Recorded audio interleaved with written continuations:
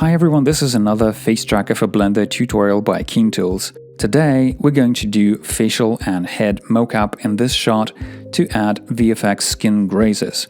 So let's go ahead and jump in. Here we are in Blender. Let's delete the default cube and light, press N to see the sidebar, click on the FaceTracker tab and then create new FaceTracker.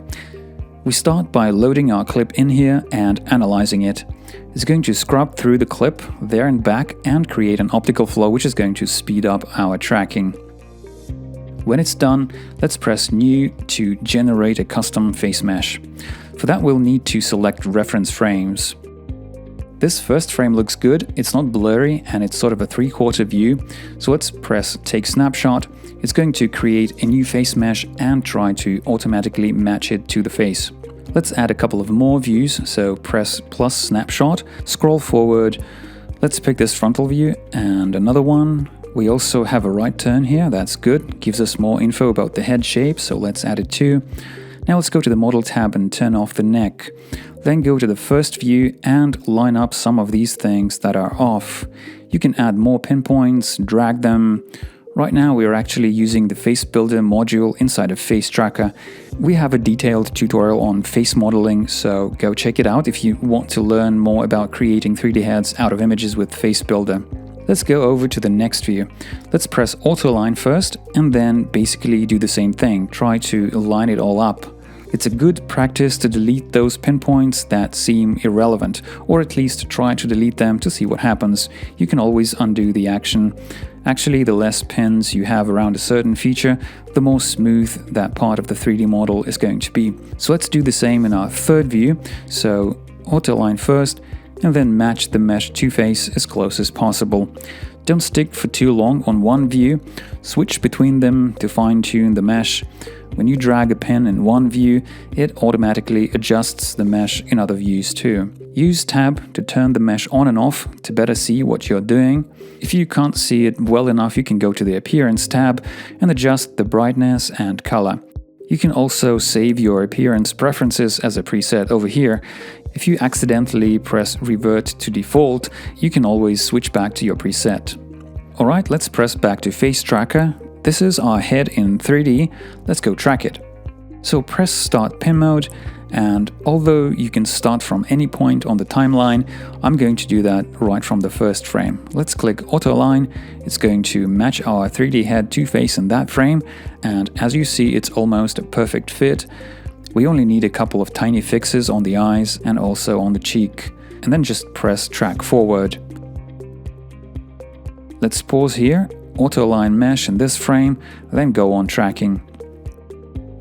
Pause again, delete this guy with the right click, make some manual adjustments,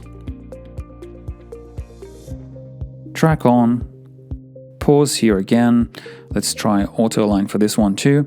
Again, use Tab to see if everything is lined up correctly. You can select a group of pins and drag them all together at once. And I think you get the idea, so I'm going to fast forward it. Alright, so this is our face track. Despite shaky camera and motion blur, FaceTracker did it quite well. Let's add a new workspace here and play it one more time. That's nice, we can add grazes now. Let's go to shading. Here's a principled BSDF node. It's going to serve as a base material, which we'll make look like grazes. Let's add bump and noise texture and send noise color into bump height. But first, in order to see what's going on, we'll need to switch viewport shading to material preview and disable scene lights and scene world. That looks bumpy already, but we can go up with metallic to make it look more contrasted. The next two nodes you can add with a shortcut if you have Node Wrangler enabled. You can find it here in Preferences, Add-ons. So when it's on, you can select the node you want to connect them to and just press Ctrl-T. Then you get texture coordinate and mapping nodes. We'll need to wire object output to vector input and then increase noise scale like this. You can play with it later too. And also let's increase detail up to around 14 to make that surface look really grainy. Then let's add color ramp here in between. And now as we pull this white slider to the left, it's going to flatten up on the top. And so the idea here is that all these flat areas are going to be just normal skin, and these dents are going to be skin grazes. Now we need to color the grazes. Let's add another color ramp, plug it in the base color of our principled, and connect our noise texture to color ramp. Then we're going to hit plus, take this gray and turn it into dark red, and make this black just a bit lighter, and also add another one. It's going to be another red, but a lighter version of it. And now for the white here, we're going to go down with alpha and also pull this one down to black. So basically we're going to use it as an alpha mask.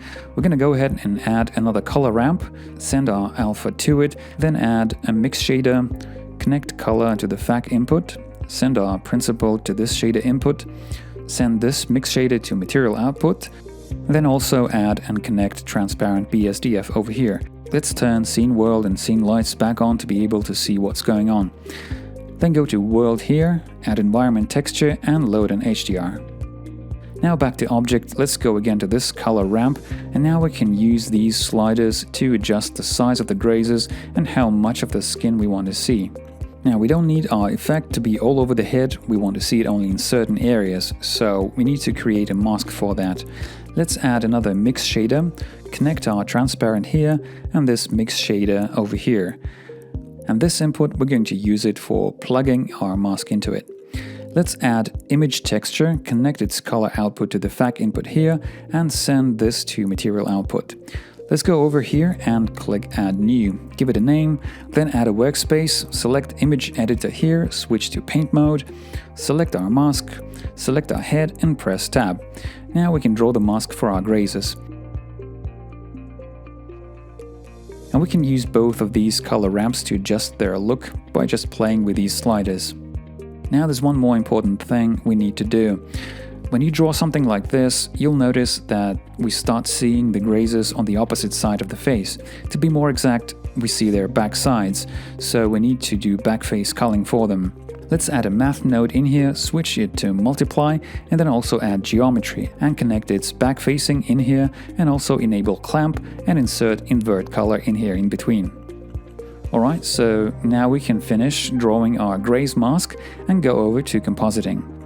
This is our compositing setup, just multiplying our layers and a bit of color correction, and also don't forget to activate motion blur. Here's the final shot. I hope you enjoyed it. Download FaceTracker for Blender. There's a 15-day free trial without limitations for all new users. Subscribe to our channel. Give this video a thumbs up if you've liked the content. Thank you for watching. See you in the next video.